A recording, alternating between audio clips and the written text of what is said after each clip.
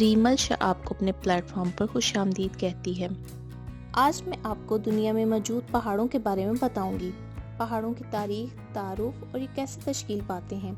دوستو، اس کرۂ ارض پر انسانی زندگی کے آغاز سے ہی انسان نے فطرت کو سمجھنے کی کوشش شروع کر دی تھی۔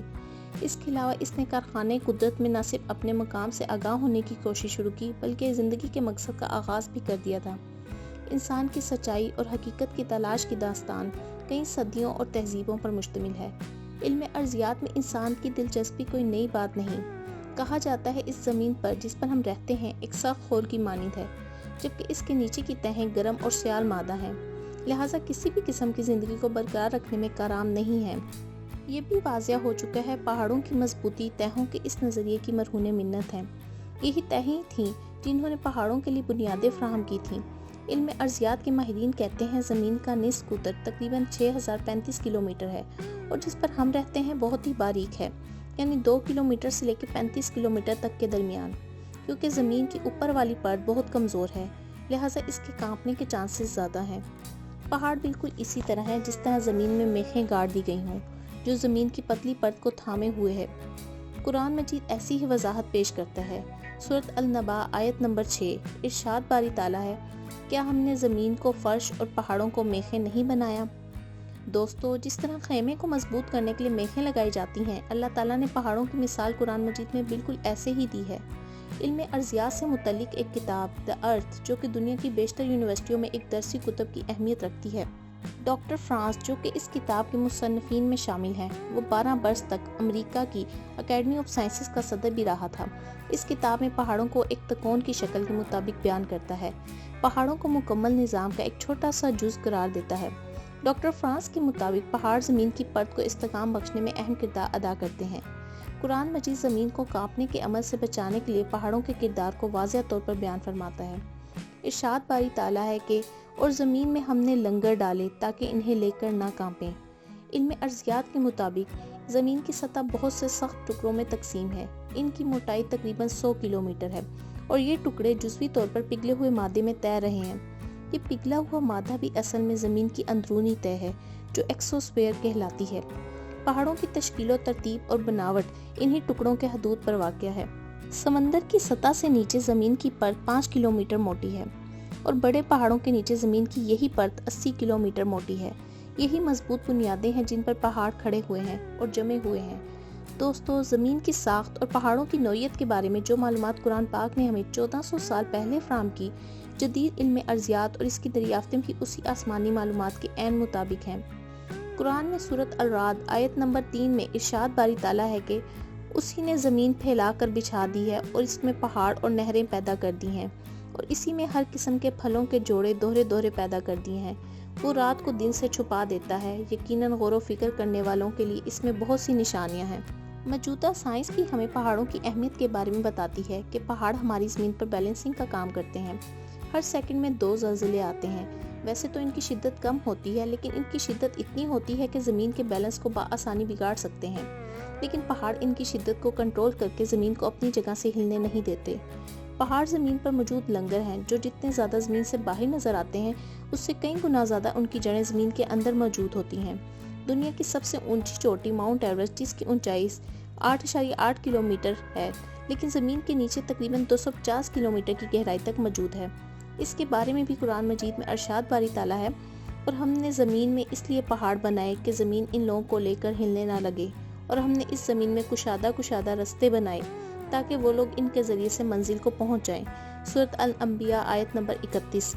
ایک اور جگہ ارشاد باری تعالیٰ ہے کہ اور ہم نے زمین کو پھیلایا اور اس میں بھاری بھاری پہاڑ ڈال دیے اور اس میں ہر قسم کی ضرورت کی نباتی اشیاء ایک معین مقدار سے اگائی۔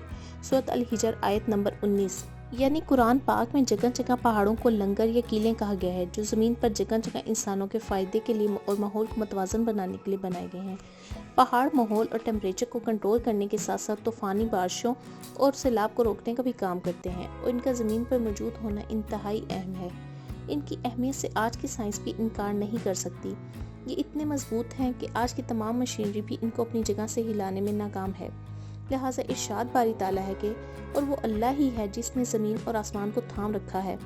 تاکہ یہ جھول نہ جائیں، اور اگر یہ اپنی جگہ سے ہل جائیں تو کوئی بھی نہیں ہے جو اللہ کے سوا ان کو تھام سکے۔ سورۃ فاطر آیت نمبر 43۔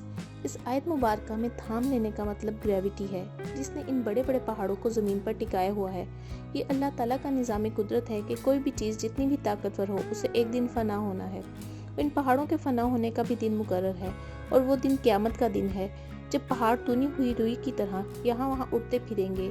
قرآن مجید میں سورۃ نمل آیت نمبر 88 میں بیان کیا گیا ہے کہ اور آپ صلی اللہ علیہ وسلم پہاڑوں کو دیکھتے ہیں کہ یہ ایک جگہ ساکن ہے، جبکہ اس وقت یہ بادلوں کی طرح چل رہے ہوں گے۔ یہ سب اس اللہ کی صنعت ہے جس نے ہر چیز کو پختگی سے بنایا ہے۔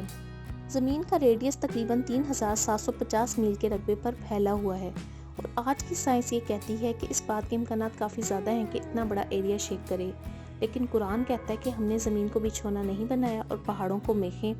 اور آج کی جدید سائنس یہ بھی بتاتی ہے کہ پہاڑوں کی جڑیں کافی گہری ہیں، اور جو حصہ ہمیں زمین سے باہر نظر آتا ہے وہ پہاڑوں کا کچھ فیصد ہی ہوتا ہے، تاہم پہاڑوں کا ایک بہت بڑا حصہ زمین کے اندر ان کی جڑوں کی صورت میں موجود ہوتا ہے۔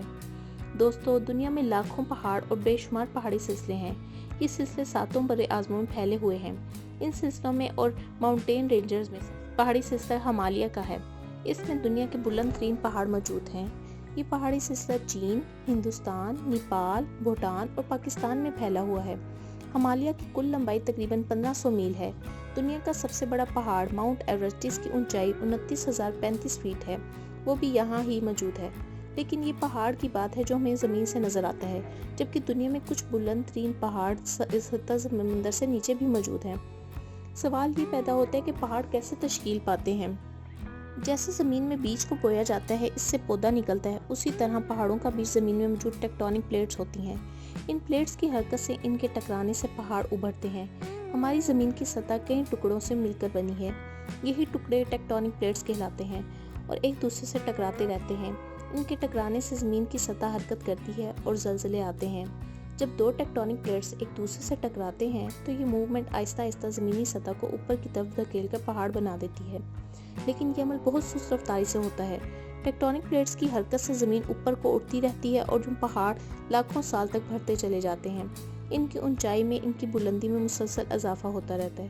دنیا کی بلند ترین چوٹی ماؤنٹ ایورسٹ ہر سال 2 سینٹی میٹر اونچی ہوتی ہے۔ یہ عمل آج بھی جاری ہے، لیکن ایک وقت ایسا بھی آتا ہے پہاڑ اپنی آخری حد تک بڑھ چکا ہوتا ہے اور مزید اونچا نہیں ہو سکتا، لیکن اس کی حرکت تو نہیں رکتی۔ پھر لمبائی میں اضافہ تو نہیں ہوتا، لیکن چوڑائی میں اضافہ ہوتا رہتا ہے، کیونکہ بلندی کی کوشش میں اور سائیڈوں سے پہاڑ ریزہ ریزہ ہو کر دائیں بائیں بکھرنے لگتے ہیں۔ ریما شاہ اپنے ادارے اور چینل کی طرف سے آپ کا شکریہ ادا کرتی ہے۔ دنیا کی مختلف قوموں اور ملکوں، سیاحت، سیاست اور تمدن، مزید معلومات کے لیے میرے ساتھ جڑے رہیں۔ ملتے ہیں اگلی ویڈیو میں نئے عنوان اور علمی مواد کے ساتھ۔ تب تک کے لیے اللہ حافظ۔